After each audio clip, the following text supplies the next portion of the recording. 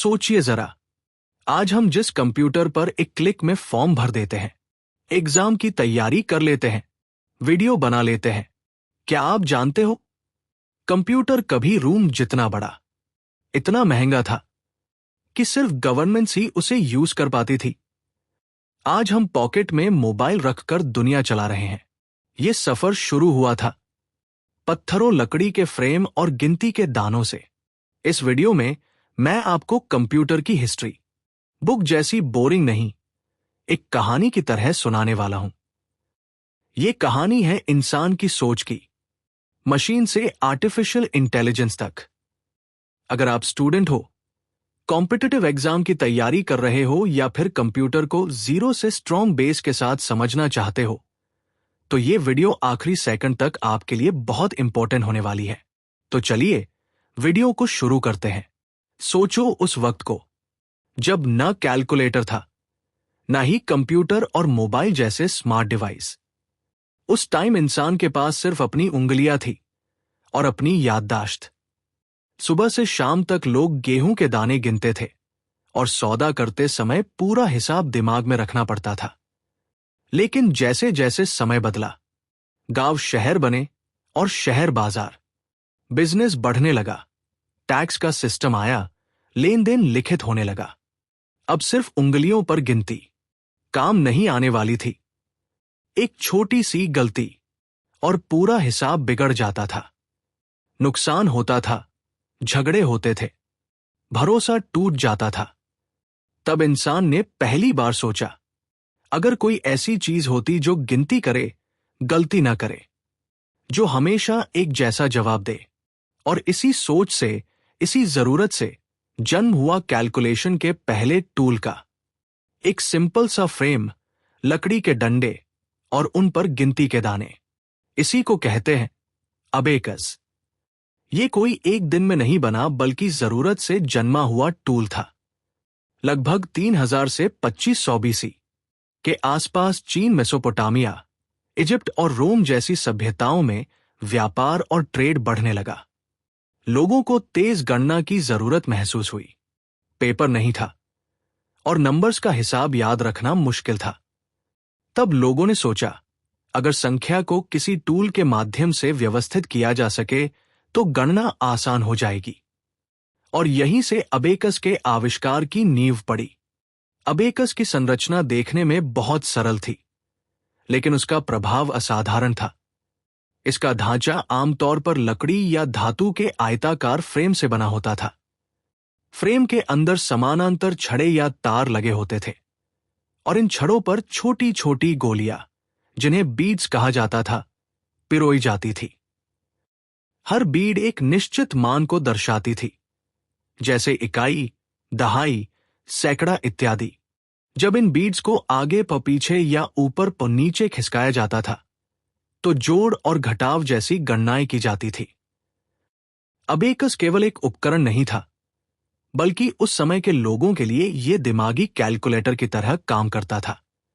शुरुआत में अबेकस का उपयोग साधारण गणनाओं के लिए किया जाता था, एडिशन, सब्ट्रैक्शन। लेकिन जैसे जैसे लोग इसमें निपुण होते गए, वैसे वैसे गुणा और भाग जैसी जटिल गणनाएं भी संभव होने लगी। सबसे महत्वपूर्ण बात यह थी कि अबेकस का सबसे अधिक उपयोग व्यापार और लेन देन में होता था। दुकानों पर, मंडियों में और व्यापारिक हिसाब किताब में प्रॉफिट एंड लॉस का डिसीजन अधिकतर अबेकस के माध्यम से ही किया जाता था। अबेकस किसी एक देश तक सीमित नहीं रहा। चीन में इसका सबसे उन्नत रूप विकसित हुआ, जिसे स्वानपान कहा गया। जापान ने इसका अपना संस्करण बनाया, सोराबान। मेसोपोटामिया, रोम, मिस्र और भारत में भी अबेकस के मूल रूप का उपयोग होता रहा। हर जगह इसकी बनावट अलग थी, लेकिन उद्देश्य एक ही था, तेज और सटीक गणना। सोचिए जरा, आज के समय में तकनीक हर 2 से 3 साल में बदल जाती है, लेकिन अबेकस हजारों वर्षों तक गणना की दुनिया का राजा बना रहा। 17वीं शताब्दी तक अबेकस का व्यापक उपयोग होता रहा और कुछ देशों में तो 20वीं शताब्दी की शुरुआत तक भी व्यापार में इसका प्रयोग देखा गया। लेकिन समय कभी रुकता नहीं। अबेकस अपनी जगह उपयोगी था, पर इंसान का दिमाग हमेशा एक कदम आगे सोचता है। लोग सवाल करने लगे, गणना तो रही है, लेकिन क्या इसे इससे भी अधिक तेज और आसान बनाया जा सकता है? इसी सोच से जन्म हुआ नई कैलकुलेशन मशीनों के विचारों का। साल था 1617। स्कॉटलैंड के एक महान गणितज्ञ जॉन नेपियर संख्याओं को देखकर सोच रहे थे, गुणा इतना कठिन क्यों लगता है?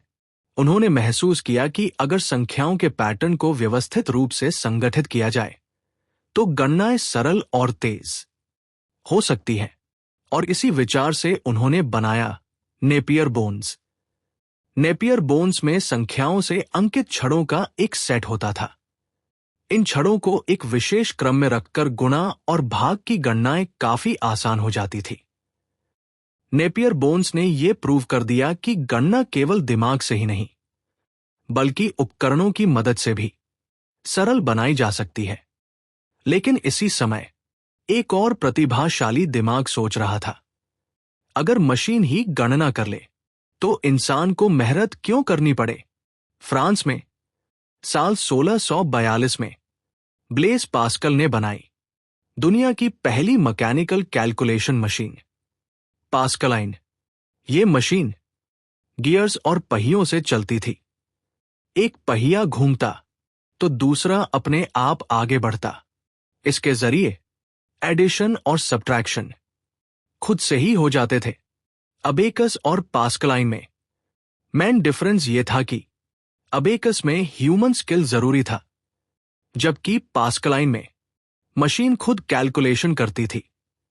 पास्कलाइन के बाद कई मैकेनिकल कैलकुलेटर विकसित हुए जो अधिक जटिल गणनाएं कम मानवीय प्रयास में और अधिक सटीकता के साथ कर सकते थे।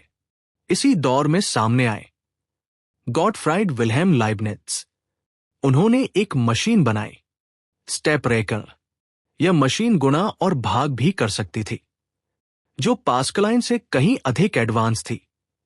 इसमें स्टेप ड्रम्स और गियर्स का क्लेवर सिस्टम इस्तेमाल किया गया था।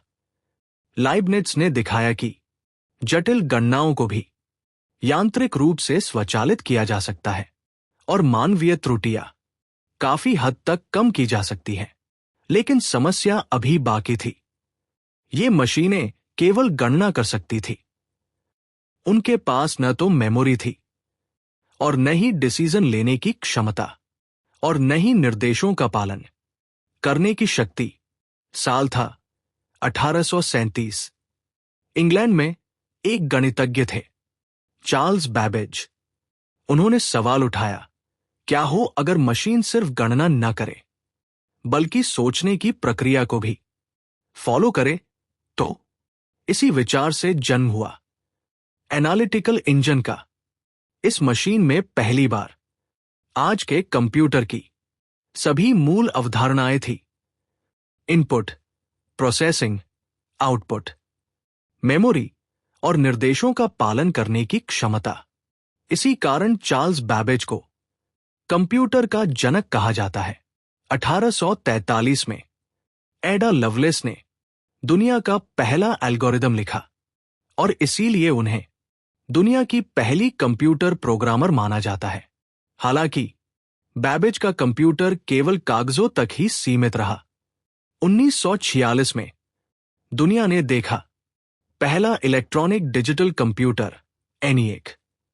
ये एक कमरे जितना बड़ा था, वैक्यूम ट्यूब से भरा हुआ। यहीं से कंप्यूटर सिर्फ एक विचार नहीं बल्कि वास्तविकता बन गया। इसके बाद कंप्यूटर की कई पीढ़ियां आई, जिसमें पहली पीढ़ी में वैक्यूम ट्यूब, दूसरी पीढ़ी में ट्रांजिस्टर, तीसरी पीढ़ी में आईसी चिप, चौथी पीढ़ी में माइक्रो प्रोसेसर और आज आर्टिफिशियल इंटेलिजेंस का उपयोग हो रहा है। नेक्स्ट वीडियो में हम इन सभी पीढ़ियों को डिटेल में पढ़ेंगे। तो दोस्तों, ये था एक अबेकस से मॉडर्न कंप्यूटर तक पहुंचने की कहानी का पार्ट 1। आपको ये वीडियो कैसा लगा हमें कमेंट में जरूर बताएं और चैनल को सब्सक्राइब करना न भूलें। मिलते हैं नेक्स्ट वीडियो में। धन्यवाद।